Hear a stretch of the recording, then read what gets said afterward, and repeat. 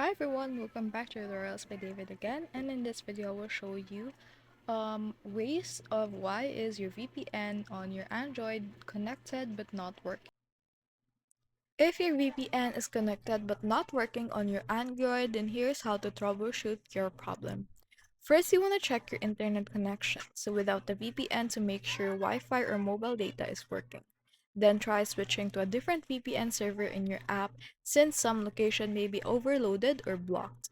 If that fails, go into your VPN app settings and change the VPN protocol. For example, switch between WireGuard, OpenVPN, or IKE version 2 to see which works best on your network. You should also clear the app's cache or data in Android settings or reinstall the VPN app to reset and any configure corruptions. If you're using public Wi-Fi, the network may be blocking the VPN traffic by running on obfuscation stealth mode if your VPN supports it. Lastly, make sure you're not running conflicting apps like other VPNs, firewalls, or battery saver modes that interfere with the connection.